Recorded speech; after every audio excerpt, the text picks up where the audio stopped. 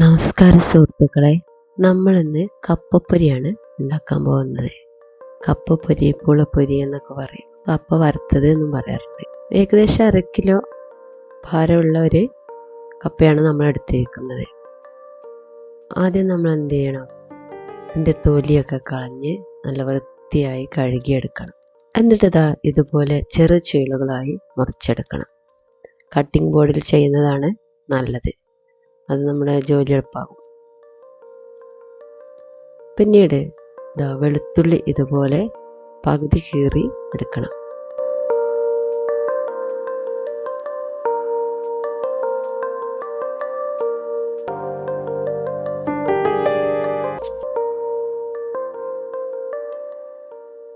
നമുക്ക് ഇതിന് വേണ്ട സാധനങ്ങൾ എന്തൊക്കെയാണെന്ന് നോക്കാം.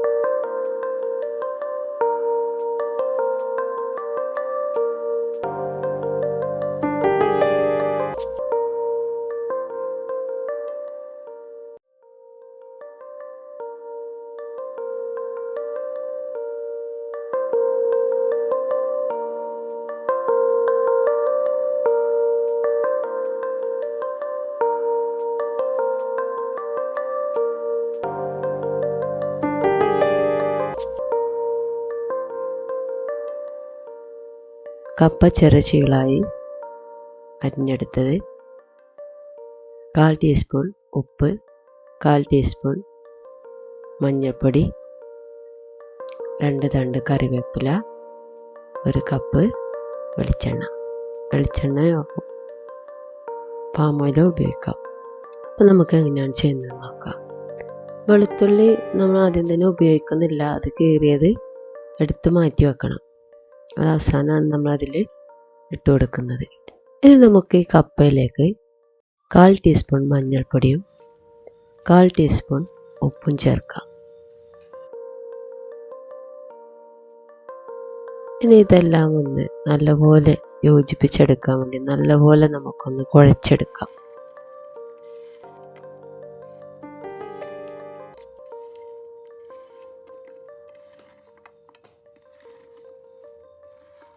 ഇനി നമുക്കിത് എങ്ങനെയാണ് പാകം ചെയ്യുന്നത് നോക്കാം.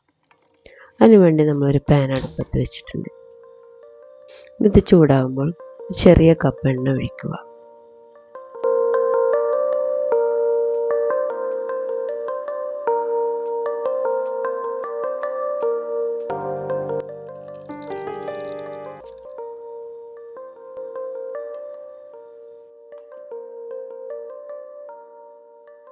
ഇപ്പം നോക്കൂ, എണ്ണ തിളച്ച് വരുന്നുണ്ട്.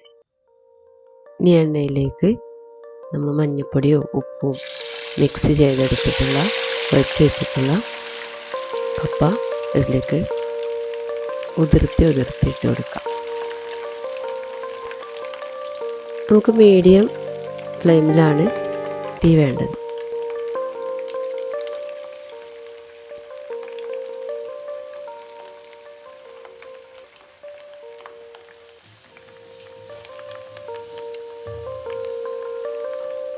ഇപ്പോൾ നോക്കൂ, കപ്പയ്ക്ക് ചെറുതായിട്ടൊരു ക്രീം കളർ വന്നിട്ടുണ്ട് അല്ലേ? വെള്ളയിൽ നിന്ന് മാറിയിട്ട് ഒരു മഞ്ഞക്കാറിലേക്ക് പോകുന്നുണ്ട്.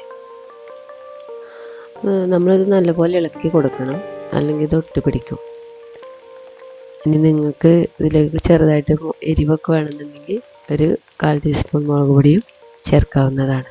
ഞാനിത് ചേർത്തിട്ടില്ല, നിങ്ങൾക്ക് വേണമെങ്കിൽ ചേർക്കാവുന്നതാണ്. അപ്പോൾ നോക്കൂ, ഈ മഞ്ഞക്കളർ വരുന്ന സമയത്ത് ഇതിലേക്ക് നമുക്ക് എന്ത് ചെയ്യാം, നമ്മുടെ വെളുത്തുള്ളി പകുതി കട്ട് ചെയ്തത് ഇട്ട് കൊടുക്കാം.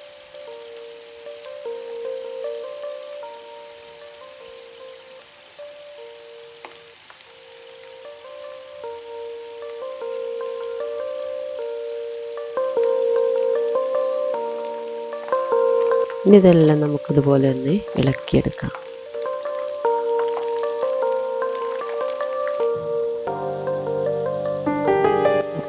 ഇട്ടതിന് ശേഷം നമ്മൾ ലോ ഫ്ലെയിമിലാണ് തീ വെക്കേണ്ടത്. ഏറ്റവും കുറഞ്ഞ അളവിൽ തീ ഉപയോഗിച്ചാൽ മതി. ഇനി നോക്കൂ, നമുക്കിതിലേക്ക് എന്ത് ചെയ്യണം? കുറച്ച് കറിവേപ്പില മിക്സ് ചെയ്യണം. കറിവേപ്പില ഇട്ട ഉടനെ തന്നെ ഇളക്കിയതിന് ശേഷം നമുക്കത് ഊരി മാറ്റണം.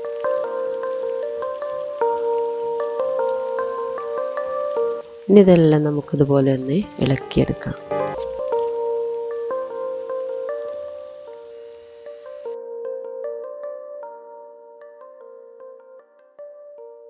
ഇനി നോക്കൂ, ഇതെല്ലാം മഞ്ഞ നിറത്തിലായിട്ടുണ്ട്. ഇപ്പോൾ ഇനി നമുക്ക് എന്ത് ചെയ്യണം? കൂടുതൽ വേവിക്കണ്ട. കൂടുതൽ വേവിച്ചാൽ നമുക്കത് കടിക്കുമ്പോൾ ഭയങ്കര ഉറപ്പായിരിക്കും. അപ്പം അത്രയും ഹാർഡാവാതിരിക്കാൻ വേണ്ടി ഒരു ചെറിയ മഞ്ഞക്കളർ വരുമ്പോഴത്തേന് നമുക്ക് എന്ത് ചെയ്യാം? ഇതെല്ലാം കോരിയെടുക്കാം.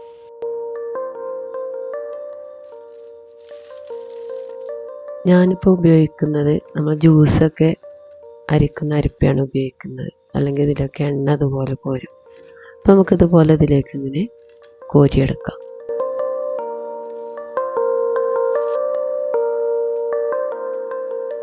ഇനി എണ്ണയെല്ലാം ഊറ്റി മാറ്റിയതിന് ശേഷം എന്ത് ചെയ്യാം? ഒരു പാത്രത്തിലേക്ക് ഇതുപോലെ ഒഴിച്ചു കൊടുക്കാം. അപ്പോൾ നോക്കൂ, നല്ലപോലെ മൊരിഞ്ഞിട്ടുണ്ട്.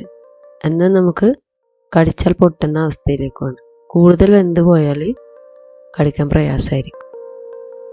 അപ്പോൾ ഇങ്ങനെയാണ് വളരെ എളുപ്പത്തിൽ നമുക്ക് ഈ കപ്പപ്പൊരി അല്ലെങ്കിൽ പുളപ്പൊരി ഉണ്ടാക്കാൻ കഴിയും. നിങ്ങളൊന്ന് ശ്രമിച്ച് നോക്കൂ. ഇനി നമുക്കൊരു കട്ടൻ ചായയുടെ കൂടെ 4 മണിക്കൊന്ന് കഴിച്ച് നോക്കിയാലോ?